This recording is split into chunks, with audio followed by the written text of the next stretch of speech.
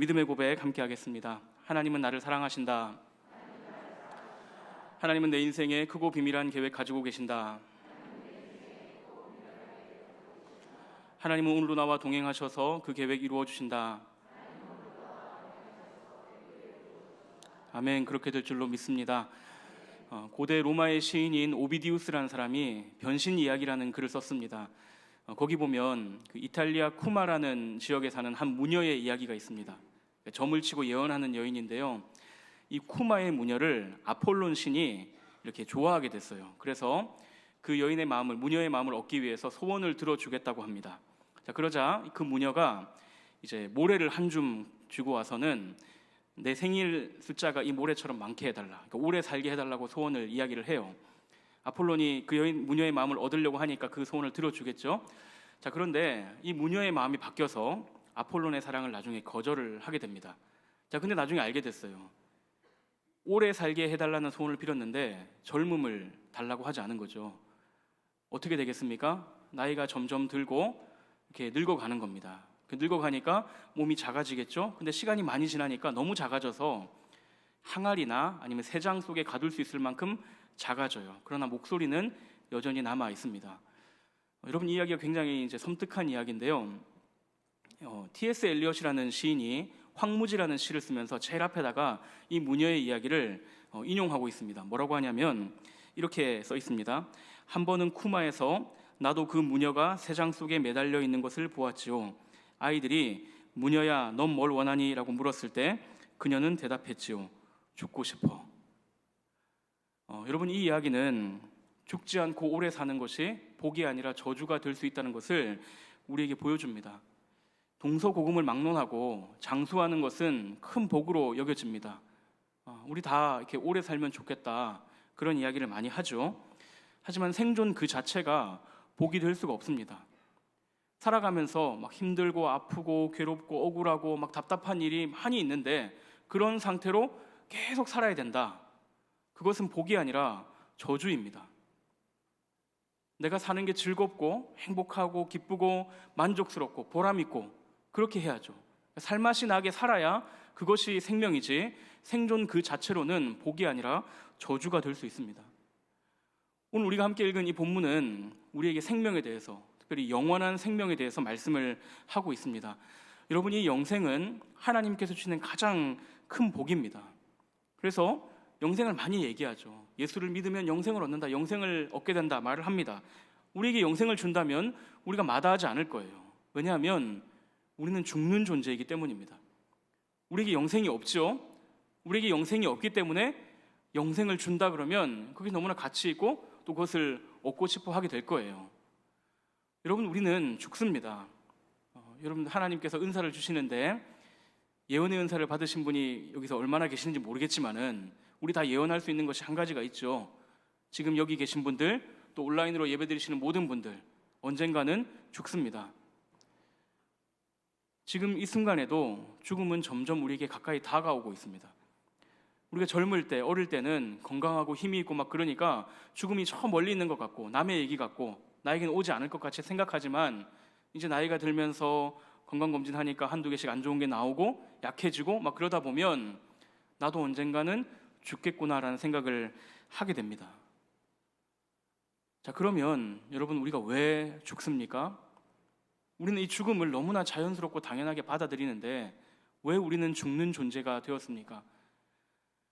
사실 이것은 예로부터 많은 사람들이 참 많이 고민했던 주제예요. 여러분, 과학은 이 죽음에 대해서 이야기를 합니다. 어떻게 해서 노화가 일어나고 어떻게 장기가 기능을 잃게 되고 언제가 되면 사망 선고를 할 수 있는지 그런 것들을 이야기하죠. 그러나 사람이 왜 죽는 존재인가에 대해서는 이야기를 할 수가 없습니다. 하지만 우리 그리스도인들은 사람이 죽는 존재라는 것을 확실히 알 뿐 아니라 왜 죽는 존재인지에 대해서도 자신 있게 말을 할 수가 있습니다. 왜냐하면 성경이 그것을 말해주기 때문입니다. 창세기 2장 17절을 보면 선악을 알게 하는 나무의 열매는 먹지 마라, 그것을 먹는 날에는 내가 반드시 죽으리라 라는 말씀이 기록되어 있습니다. 이 죄라는 것은, 죽음이라는 것은 죄 때문에 들어온 거예요. 로마서 6장 23절을 보면 죄의 삭은 사망이요 라는 말씀이 기록되어 있습니다. 죄를 지어서 사망을 벌어들인다는 의미입니다. 야고보서 1장 15절을 보면 욕심이 잉태한즉 죄를 낳고 죄가 장성한즉 사망을 낳느니라 라고 기록하고 있습니다. 성경은 분명히 말씀합니다. 왜 죽는가? 왜 사람이 죽는 존재인가? 이 죽음은 죄의 결과이고 죄의 저주입니다. 그리고 여러분, 이 죽음 안에는 육체의 죽음만이 있는 것이 아니라 모든 고통과 질병과 근심과 시기와 미움과 관계의 깨어짐과 아픔들, 우울함들, 그것이 이 죽음 안에 포함이 되는 거예요. 죽음이 있고 그런 고통이 있는 것이 아니라 이런 고통들은 죽음의 증상들입니다. 여러분, 이런 관점에서 보면 이 영생이라는 것은 그냥 계속 사는 것이 아니라 이 죄의 저주로부터 벗어나는 것이어야 합니다. 그냥 죽음만 면하는 것이 아니라 이런 고통과 아픔과 모든 슬픔들, 모든 그런 깨어짐, 모든 죄의 영향력들로부터 벗어나는 것, 그것을 이기는 것이 영생입니다. 그냥 죽지 않고 계속 사는 것이 영생이라고 한다면 우리는 아까 그 이야기에 나왔던 쿠마의 모녀처럼 죽고 싶어 이러면서 아마 살아가게 될 거예요. 그것은 절대로 영생이 아닙니다. 그러므로 사랑하는 성도 여러분, 우리가 성경을 읽으면서 영생이라는 말을 볼 때, 또 교회에서 영생이라는 단어를 들을 때 그냥 영원히 사는 것이다, 그렇게 생각해서는 안 됩니다. 많은 사람들이 그렇게 생각하기 때문에 영생을 원하지 않는 경우도 있습니다. 그냥 계속 살면 뭐해? 나는 그냥 잘 살다가 빨리 죽을래. 그렇게 이야기하기도 합니다. 그러나 여러분, 이 영생은 오래 사는 것이 아니라 죄와 죽음, 죄의 저주를 이기는 것입니다. 그래서 성경은 영생이 곧 구원이고 영생이 곧 하나님의 나라라고 말씀합니다. 오늘 본문도 보면 영생에 대한 질문을 했는데 그에 대한 답으로는 하늘의 보화를 얘기합니다. 그리고 그 다음에는 하나님의 나라를 얘기하고 또 그 다음엔 구원을 이야기해요. 같은 말입니다. 여러분, 이 영생이 그냥 오래 사는 것이 아니라 구원이고 그것이 하늘의 보화이고 그것이 하나님의 나라라면 우리가 이 영생을 사모해야 하지 않겠습니까? 여러분, 성경을 보면 이 영생이라는 단어가 53회 사용되고 있습니다. 그 중에 구약에서 4번, 신약에서 이제 49번이 사용되었는데 그 사용된 빈도만 봐도 알 수 있겠지만 신약이 영생에 대해서 훨씬 더 풍성하게 이야기를 하고 있어요. 유대인들에게서 영생은 죽음 이후에 하나님 나라에서 살게 되는 것, 그것이 유대인들이 생각하는 영생이었습니다. 우리도 그와 비슷하게 생각을 하죠. 자, 그러면 어떻게 해서 영생을 얻을 수 있는가? 레위기 18장 5절을 보면 이렇게 말씀합니다. 너희는 내 규례와 법도를 지키라. 사람이 이를 행하면 그로 말미암아 살리라. 나는 여호와이니라. 사람이 하나님의 규례와 법도, 하나님의 계명을 지키면 그로 말미암아 생명을 얻게 된다고 구약 성경은 말씀하고 있어요. 여러분, 오늘 성경에 등장하고 있는 이 관리가 내가 무엇을 하여야 영생을 얻을 수 있습니까? 라고 물어보는 이유가 바로 거기 있습니다. 이 사람이 어려서부터 배운 거예요. 하나님의 계명을 지켜서 영생을 얻어내는 겁니다. 자, 그런데 우리가 신약 성경을 보면 예수님의 말씀이 조금 다르다는 걸 알 수 있습니다. 우리가 너무나 잘 알고 있는 요한복음 3장 16절 뭐라고 말씀합니까? 하나님이 세상을 이처럼 사랑하사 독생자를 주셨으니 이는 그를 믿는 자마다 영생을 얻게 하려 하심이라. 예수님은 믿어서 얻는 영생을 말씀하고 있어요. 구약 성경은 지켜서 얻는 영생을 말씀하고 있어요. 여러분, 이것이 서로 충돌하는 것 같아 보입니다. 사실 이것과 똑같은 말이죠. 행함으로 구원을 얻느냐 아니면 믿음으로 구원을 얻느냐. 오늘 본문은 그 두 가지가 충돌하는 현장입니다. 여러분, 본문을 한번 보시면 한 관리가 예수님을 찾아옵니다. 여러분, 이 사건은 마태, 마가, 누가복음에 다 기록되어 있는데요. 오늘 본문에는 누가복음에는 관리라고 기록되어 있지만 마태복음을 보시면 청년이라고 기록합니다. 그리고 마가복음은 그냥 한 사람이라고 말하고 있어요. 조금 다릅니다. 그런데 이 마태, 마가, 누가가 공통적으로 이 사람에게 대해서 기록하고 있는 내용이 있는데 그게 뭐냐면 이 사람은 부자입니다. 큰 부자입니다. 자, 그런 사람이 지금 예수님께 와서 선한 선생님이여 내가 무엇을 하여야 영생을 얻을 수 있겠습니까? 라고 묻는 거예요. 누가복음은 그냥 물었다라고 말하고 있지만 마가복음을 보면 이 사람이 달려와서 꿇어 물었다라고 말합니다. 어떤 자세입니까? 굉장히 자신을 낮추는 겸손하고 예의가 바른 자세죠. 보통 성경에서 예수님을 찾아와서 묻는 사람들은 내가 너보다 더 잘 알아, 네가 한번 똑바로 말해봐, 이런 자세로 묻는 데 비해서 이 사람은 굉장히 겸손하고 예의 바른 자세로 예수님께 묻고 있습니다. 그리고 질문의 수준도 굉장히 높아요. 영생을 어떻게 얻을 수 있는지를 묻고 있는 거예요. 자, 그럼 여러분, 이 사람은 어떤 사람입니까? 젊은데 관리, 사회적인 지위도 가지고 있고 큰 부자에, 거기다가 예의도 바르고 신앙도 좋은 사람입니다.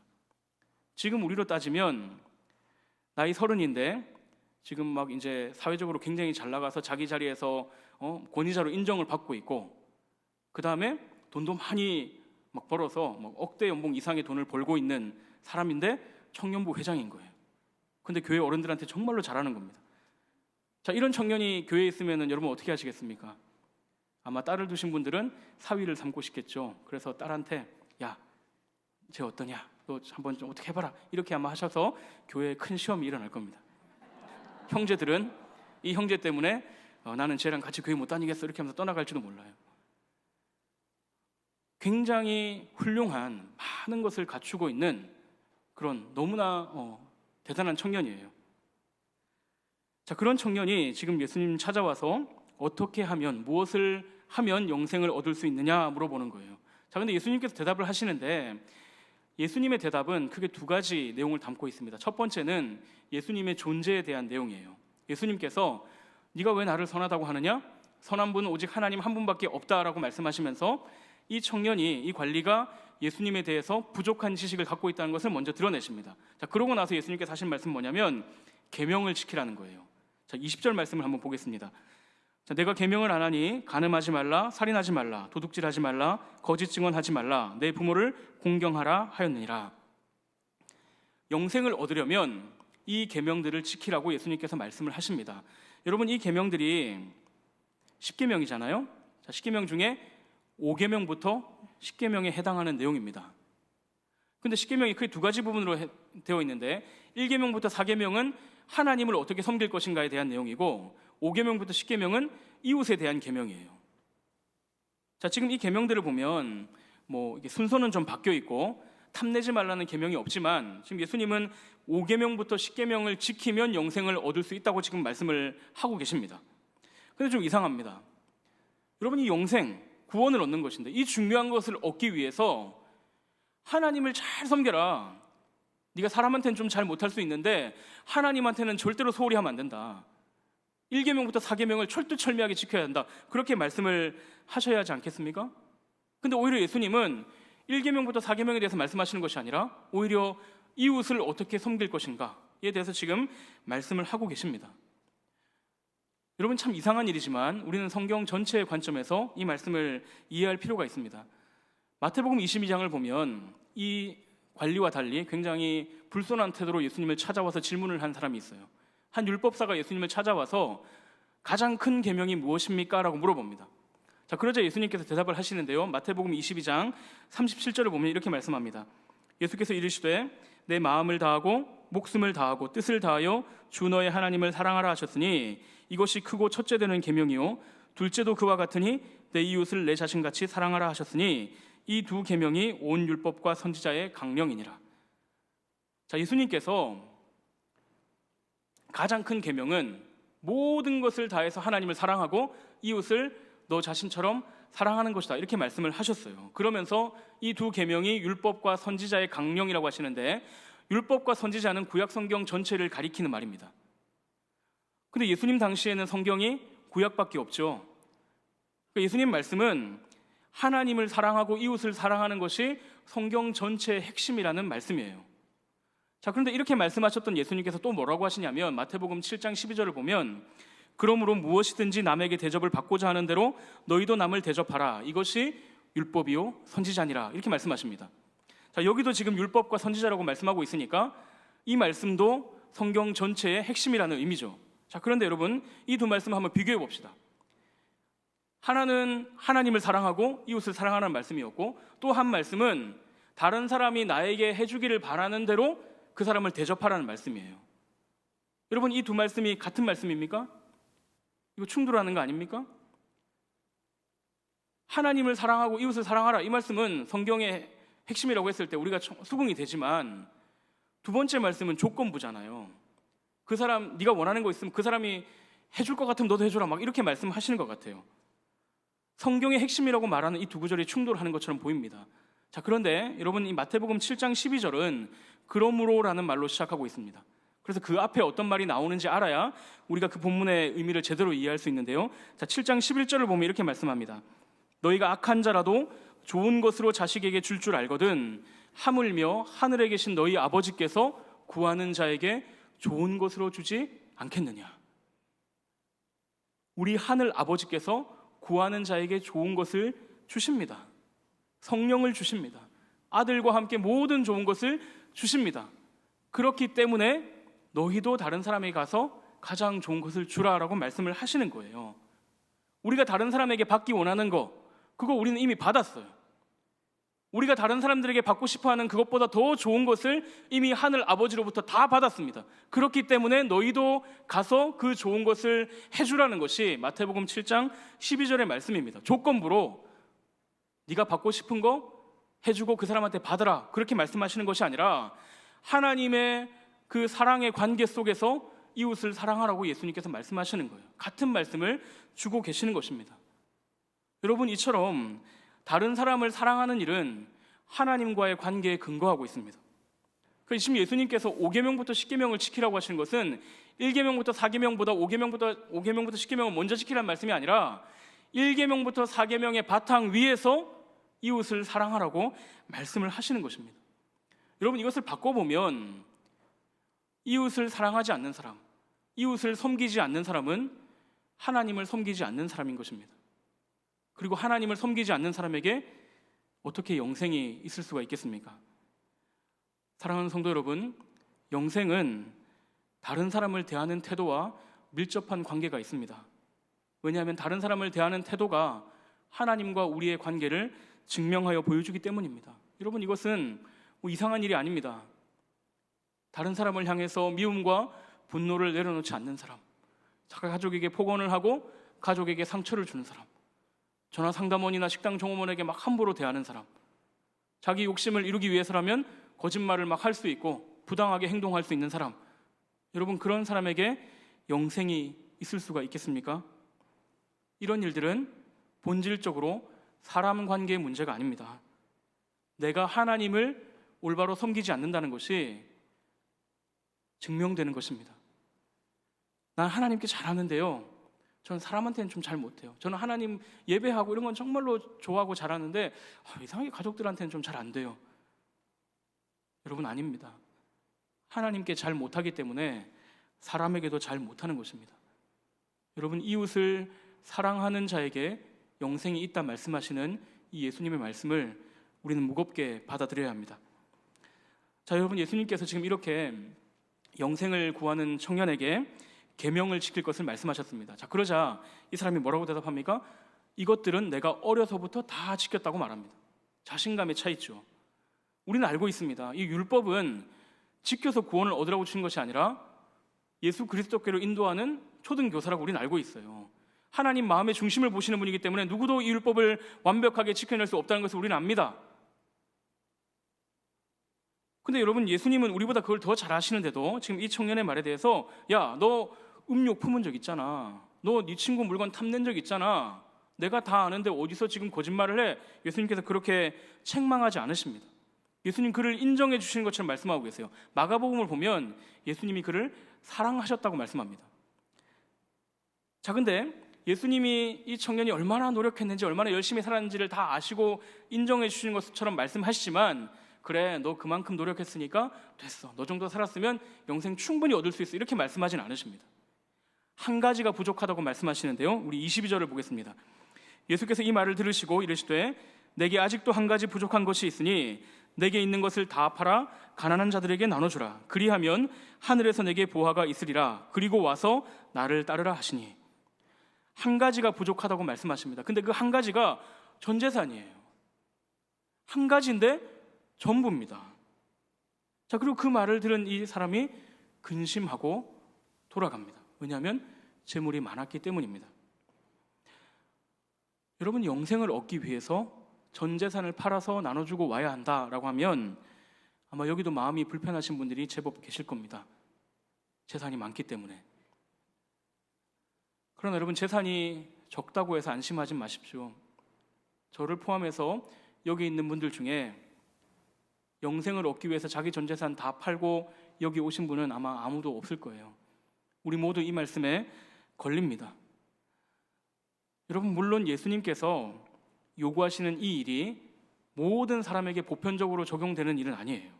왜냐하면 우리가 성경을 보면 전 재산 다 팔아가지고 나눠주고 나서 나를 따르라는 말을 들은 사람은 이 사람밖에 없기 때문이에요.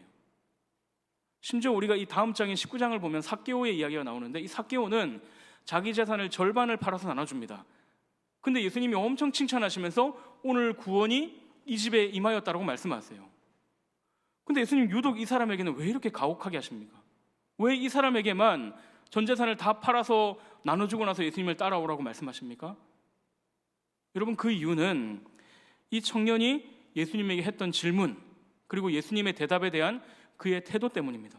뭐라고 물었습니까? 내가 무엇을 하여야 영생을 얻을 수 있겠습니까? 내가 뭔가를 해서 영생을 얻어낼 수 있다고 생각했던 거예요. 그리고 계명을 지키라고 하니까 나는 그거 어렸을 때부터 다 지켰다고 그렇게 이야기를 했습니다. 지금 예수님께서 하시는 말씀은 네가 뭔가를 하는 방식으로 영생을 얻을 수 없다는 것을 가르쳐 주시는 거예요. 열심히 했지만, 노력한 거 맞지만 하나님의 기준, 우리의 노력과 우리의 열심으로 하나님의 기준에 이르는 것은 불가능하다는 것을 예수님께서 말씀하시는 것입니다. 자, 그리고 예수님은 그가 영생을 얻고 싶다고는 하지만 실제로 그의 마음속 깊은 곳에는 이 영생보다 더 가치 있는 것이 존재한다는 것을 드러내십니다. 여러분, 이 사람이 예수님을 찾아와서 그 앞에 무릎 꿇고 선생님, 내가 어떻게 하면 영생을 얻을 수 있겠습니까? 이렇게 물어볼 때 그 옆에 있는 사람들도 그렇고 자기 자신도 그렇고, 저 사람은 정말로 영생을 원하는 사람이구나, 나는 정말로 영생을 간절하게 찾고 구하는 사람이다, 그렇게 아마 생각을 했을 거예요. 근데 예수님 말씀 앞에서 여지없이 드러나고 있어요. 영생보다 재물을 더 소중하게 여기고 있었습니다. 사랑하는 여러분, 지금 이렇게 하시는 예수님이 정말 가혹해 보입니다. 영생을 얻으려고 찾아온 사람에게 좀 친절하게 해주시고 잘 안내해 주시면 되지, 이렇게까지 할 필요가 있습니까? 여러분, 우리에게도 이 요구를 하시면 아마 우리도 여기 절반 이상 아마 돌아가 버릴 거예요. 근데 여러분, 한번 잘 생각해 보십시오. 예수님이 정말로 친절하게 요즘 교육하는 방식처럼, 얘야, 너는 네가 정말 부족한 것이 뭔지 잘 모르는 것 같아. 내가 시간을 좀 줄 테니까 너 돌아가서 정말 너의 문제가 뭔지 잘 생각해보고 뭔지 알게 되면 나한테 다 찾아와, 이렇게 말씀하셨다면 이 사람은 어떻게 됐겠습니까? 아마도 이 사람은 죽을 때까지 자기가 열심히 잘 살았다고 생각하면서 영생에 이르는 길을 찾지 못하고 그렇게 인생을 마감했을지도 모릅니다. 여러분, 사실 예수님은 지금 이 청년이 영생을 얻지 못하도록 그가 절대로 극복할 수 없는 장애물을 그 앞에 딱 두시는 것이 아니라 오히려 너무나 친절하게 사랑스럽게 영생의 길을 가르쳐주고 계시는 것입니다. 여러분, 그리고 예수님은 재물 다 팔고 그냥 오라고만 말씀하지 않으셨어요. 네가 재물을 다 팔아서 가난한 자들에게 나눠주고 나면 그리하면 하늘에서 내게 보화가 있으리라 라고 말씀하셨습니다. 그가 원했던 그 영생 실제로 주어집니다. 하늘에서 보화가 있습니다. 절대로 손해보는 장사가 아니에요. 그래서 이 청년이 정말로 영생을 간절하게 원했다면, 영생이 정말로 자기의 무엇보다도 더 소중하고 가치가 있었다면, 내가 드디어 영생을 얻을 수 있게 되었군요, 너무나 감사합니다, 내가 기꺼이 버려두고 주님을 따르겠습니다, 아마 그렇게 이야기를 했을 거예요. 그런데 근심하고 돌아가 버립니다. 계산에 실패를 한 거예요. 사랑하는 여러분, 우리의 인생에는 이런 비극이 일어나지 않는다고 우리가 말을 할 수 있습니까? 이 말씀을 준비하면서 저의 모습을 좀 돌아봤습니다.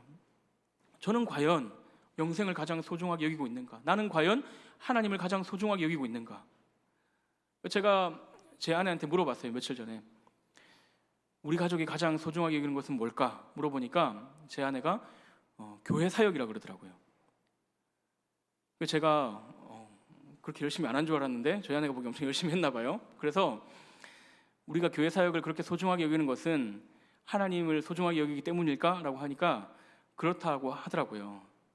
제가 그 말을 듣고 참 감사했지만, 정말로 내 마음이 그러한가?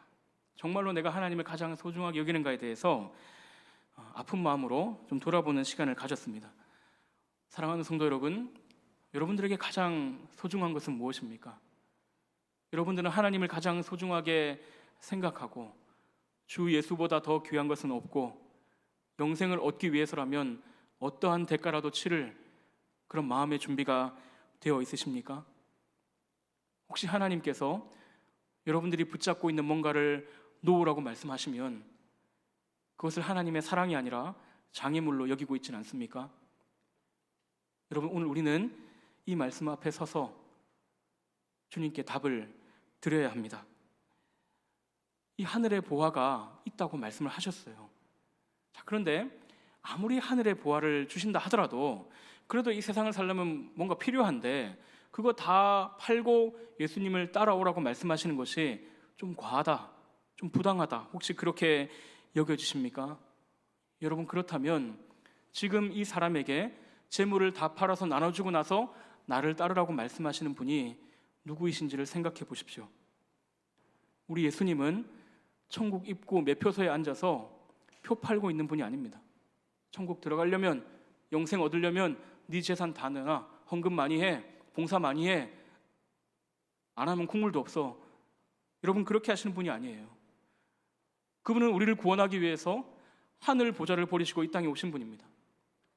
우리에게 영생을 주시기 위해서 자기의 생명을 십자가에 아낌없이 내어주신 분입니다. 자신의 모든 것을 다 내어주신 그분이 우리에게 말씀하시는 거예요. 하나님께서 내려놓으라고 하시는 것이 너무 커 보이고 하나님의 요구가 부당해 보이신다면 여러분, 십자가에 달리신 예수 그리스도를 바라보십시오. 그러면 우리가 붙잡고 있는 그것이 세상의 헛된 욕심에 불과하다는 것을 우리는 알게 될 것이고 기꺼이 놓을 수 있게 될 줄로 믿습니다. 사랑하는 여러분, 영생과 재물은 사실 비교할 수 있는 것이 아닙니다. 그렇지만 우리가 알지만 실제로 그런 상황이 닥쳤을 때 많이 갈등이 돼요. 지금 이 사람 같은 경우는 재물이 많으니까 더 많이 고민이 됐습니다. 그래서 예수님께서 이렇게 말씀하십니다. 24절 25절입니다. 예수께서 그를 보시고 이르시되 재물이 있는 자는 하나님의 나라에 들어가기가 얼마나 어려운지 낙타가 바늘기로 들어가는 것이 부자가 하나님의 나라에 들어간 것보다 쉬우니라 하시니. 여러분, 이 말씀은 부자가 하나님 나라에 들어갈 가능성이 낮다는 것이 아니라 불가능하다는 걸 말씀하시는 거예요. 물론 모든 부자가 하나님 나라에 들어가지 못하는 것은 아니죠. 그러나 재물이 얼마나 큰 걸림돌이 될 수 있는가, 이 재물이라는 것은 하나님의 복으로 여겨지는 것이었지만 그런 것들이 얼마나 큰 걸림돌이 될 수 있는가를 예수님께서 말씀하시는 거예요. 여러분, 우리는 이것을 재물뿐 아니라 다른 것에도 얼마든지 적용을 시킬 수 있지만 너무 빨리 다른 것으로 넘어가서는 안 됩니다. 혹시 이곳에 나는 부유하다, 나는 재산이 많다라고 생각되시는 분이 계십니까? 여러분, 그렇다면 이 말씀을 두렵게 받으시길 바랍니다. 하나님께서 여러분에게 주신 그 재물이 여러분을 영생의 길에서 미끄러지게 할 수도 있습니다.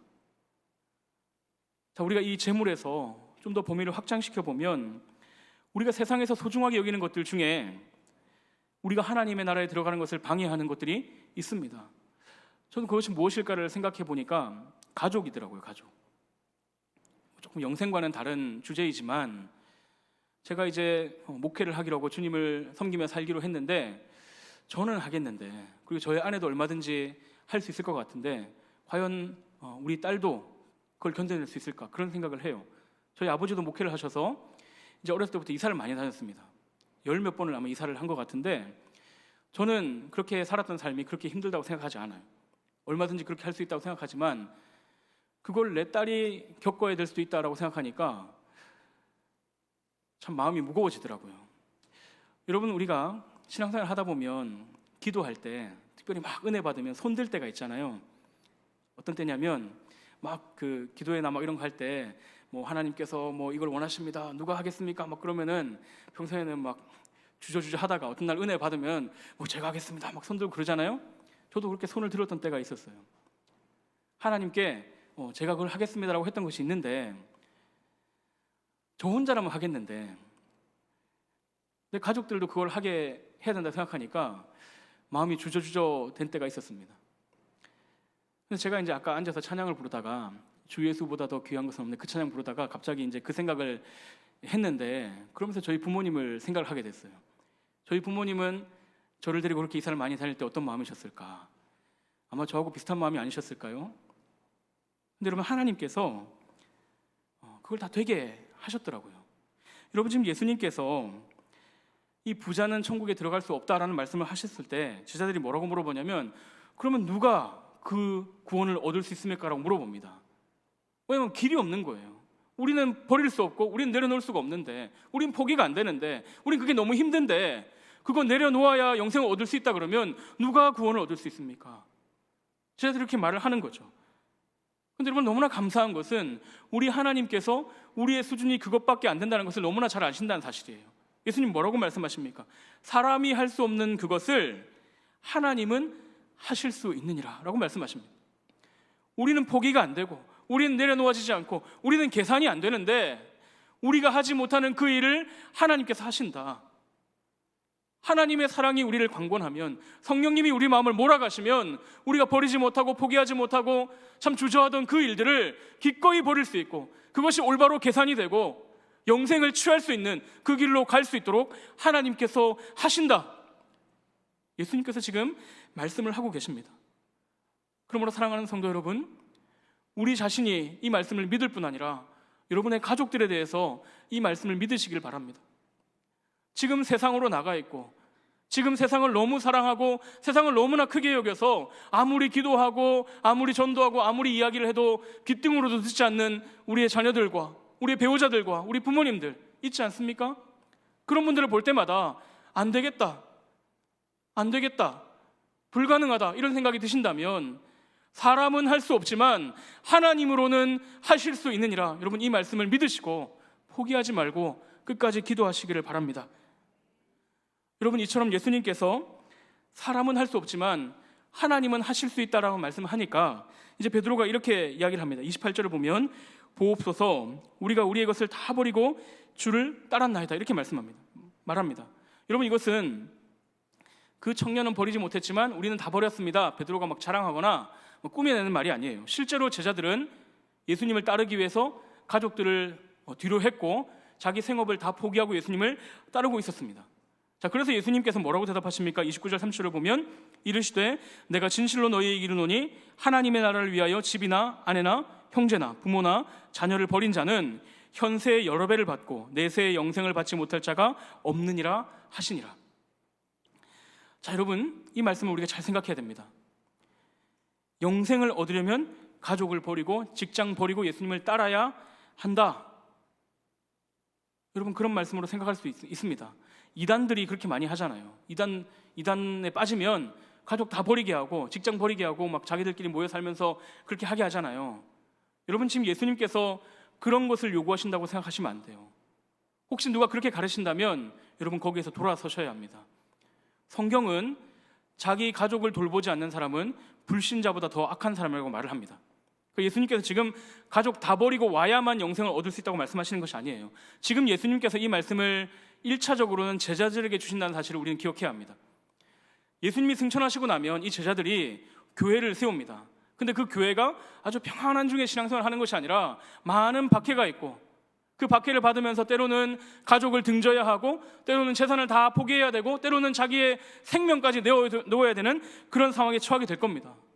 예수님은 지금 그런 상황을 염두에 두시고 그들을 미리 격려하시는 거예요. 너희가 나를 위해서, 너희가 복음을 위해서, 너희가 하나님의 나라와 영생을 위해서 많은 것들을 포기할 수밖에 없게 될 것이다. 하지만 그것보다 더 많은, 더 큰 보상이 너희에게 있다라고 예수님께서 말씀하십니다. 제자들뿐 아니라 우리에게도 지금 이 말씀을 주고 계십니다. 자, 근데 이해가 안 되는 것은 현세에 여러 배를 받게 된다는 말씀입니다. 마가복음을 보면 현세에 100배를 받는다고 말씀해요. 자, 예수님을 믿고 고난을 받다가 우리가 죽으면 영생을 확실하게 얻는다. 맞죠? 예수님 믿고 고난받고 우리의 것을 내려놓았을 때 하나님께서 우리 마음을 위로하시고 그것이 아깝지 않게 하시고 그럼에도 불구하고 만족하게 하신다. 그건 맞는 것 같은데, 우리가 잃은 것에 대해서, 집과 가족과 재산에 대해서 현세의 여러 배를 받게 된다. 그게 과연 사실인가? 그게 진짜 일어난 일이 맞는가라는 생각을 우리는 하게 됩니다. 근데 예수님이 거짓말을 하실 리는 없잖아요.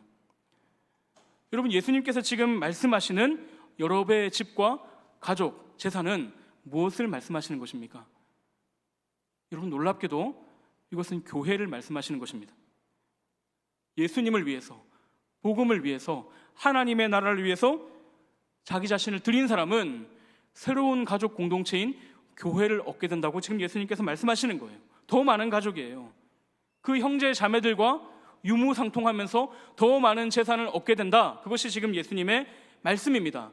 근데 여러분, 이 말씀을 들었을 때 이 말씀이 위로가 되십니까? 이 말씀이 격려가 됩니까? 이 말씀이 내가 기꺼이 주님을 위해서 포기할 수 있겠구나, 주님이 나에게 더 크고 좋은 것을 주시는구나, 현세에서부터. 여러분, 그렇게 생각이 되면서 여러분의 믿음을 막 자극하고 지금 여러분이 포기할까 말까 고민하고 있던 것을 기꺼이 버리게 하는 그런 말씀이 됩니까? 제가 보니까 마스크를 쓰셔서 표정이 잘 안 보였지만 굉장히 실망한 표정이었어요. 내가 희생했는데, 내가 주님을 위해서 버렸는데, 내가 주님을 위해서 참았는데 고작 나한테 주어지는 현세의 보상이 교회라고? 여러분, 혹시 그렇게 생각하진 않으셨습니까? 만약 그렇게 생각했다면 여러분, 그 이유는 분명합니다. 그것은 우리가 하나님의 나라를 위해서, 영생을 위해서, 주님과 복음을 위해서 희생하지 않기 때문입니다. 예수님 분명히 말씀하고 계세요. 하나님의 나라를 위해서 가족과 집과 재산을 버린 사람은 현세에 교회의 복을 받는다라고 예수님 분명히 말씀하십니다. 주님을 위해서 버린 적이 없고 주님을 위해서 희생하지 않는 사람은 교회를 가치 있게 여기는 것이 불가능합니다. 그런 사람에게 주어지는 복이 아니라 주님을 위해서 버린 사람에게 주어지는 보상이 교회이기 때문입니다. 여러분, 초대교회 공동체를 한번 생각해 보십시오. 그들이 얼마나 많은 박해를 당했습니까? 그리스도를 위해서 생명을 걸었습니다. 그렇게 하니까 참 그 생명부지의 사람들, 피 한 방울 섞이지 않은 그 사람들이 혈육의 피보다 더 진한 예수 그리스도의 피로 연결된 천국 공동체가 되었어요. 여러분, 그럴 수밖에 없죠. 내가 예수님을 위해서 세상에서 고난받고 힘든 삶을 살아가다가 여기 와서 같은 믿음으로 살아가는 사람들을 볼 때 얼마나 반갑고 얼마나 귀해 보이고 얼마나 사랑스러워 보이겠습니까? 내 가족들도 이해해 주지 않고 내 가족들도 나를 뭐라고 하는데 교회에 와서 같은 믿음을 고백하면서 내 마음을 이해해 주고 격려해 주고 같이 기도해 주는 그 사람을 만났을 때 가족보다 더 가까운 사랑을 우리가 느끼게 되지 않습니까? 그러나 너무나 안타깝게도 오늘 우리에게는 이 교회가 별로 소중하지 않은 것처럼 보입니다. 여러분, 특히 코로나 시대를 지나가면서 많은 사람들에게 이 교회와 공동체는 내가 할 수도 있고 안 할 수 있는 것으로 그렇게 바뀌고 있습니다. 여러분, 왜 그렇게 됩니까? 그것이 그냥 온라인이라는 한계 때문입니까? 아니면 우리가 예전에 자주 만나다가 잘 못 만나니까 그냥 마음이 멀어져서 자연스럽게 그렇게 교회가 가치 없는 곳이 되어가는 것입니까? 여러분, 그렇지 않다는 것을 우리는 잘 알고 있습니다. 그것은 부수적인 이유일 뿐이에요. 교회를 선택할 수 있다라고 생각하는 것은 우리가 주님을 위해서 희생하지 않는 삶을 계속해서 살아가면서 이 교회의 가치가, 우리에게 선물로 주신 이 교회의 가치가 점점 떨어지고 있기 때문입니다. 사랑하는 여러분, 때로는 너무나 형편없어 보이고 때로는 참 너무나 밉고 나를 아프게 하는 이 교회가 하나님께서 하나님을 섬긴 자에게 주시는 선물이라는 사실을 여러분 기억하시기를 바랍니다. 시편 133편을 보면 이런 말씀이 있어요. 보라, 형제가 연합하여 동거함이 어찌 그리 선하고 아름다운고 거기서 여호와께서 복을 명하셨나니 곧 영생이로다. 여러분, 이 교회는 이 영생의 복을 누리는 공동체입니다. 예수님이 지금 영생 얘기하다가 갑자기 딴 얘기하시는 것이 아니라 이 교회가 영생의 복을 누리는 곳이라는 것을 예수님께서 우리에게 가르쳐주고 계십니다. 그러므로 사랑하는 여러분, 교회를 소중하게 여기십시오. 교회를 사랑하십시오. 교회에 모이려고 하십시오. 그렇게 할 때 우리는 이 교회야말로 하나님께서 우리에게 주신 영생의 복이라는 사실을 경험하고 누리게 될 줄로 믿습니다. 이제 말씀을 정리합니다. 여러분, 이 영생은 하나님께서 우리에게 주시는 은혜의 선물입니다. 예수님께서 지금 이 관리에게 계명을 지켜서 영생을 얻으라고 말씀하신 것 같지만 실제 예수님이 그에게 하시고 싶었던 말씀은 우리의 노력과 우리의 어떠함이 아니라 사람은 할 수 없지만 하나님은 되게 하시는 그 은혜로 말미암아 우리에게 영생을 주시겠다 약속하시는 것입니다. 여러분, 우리가 이 부자 청년을 좀 폄하하는 경향이 있죠. 이 사람은 재물 때문에 예수님을 버리고 갔다. 그러나 여러분, 우리 자신을 한번 생각해 보십시오. 우리는 이 사람처럼 영생을 얻기 위해서 예수님께 나아간 적이 있기는 합니까? 저는 예수님, 이 사람이 지옥 갔다고 생각하진 않아요. 어쩌면 천국 가서 만날 수 있을지도 모릅니다. 예수님께서 그렇게 친절하게 가르쳐 주셨기 때문에 지금은 돌아갔지만 언젠가는 깨닫고 돌아왔을지도 모릅니다. 만약 이 사람이 지금 돌아갔기 때문에 영원히 구원받지 못한다고 생각하신다면 우리도 구원받지 못할 거예요. 우리가 얼마나 많이 돌아섰습니까? 우리가 얼마나 많이 이 계산에 실패했습니까? 오늘 우리가 이곳에서 영생에 대해서 들을 수 있고 영생에 대해서 사모할 수 있는 것은 그렇게 돌아서는 우리를 다시 찾으시고 붙드시는 하나님의 은혜가 있기 때문인 줄 믿습니다.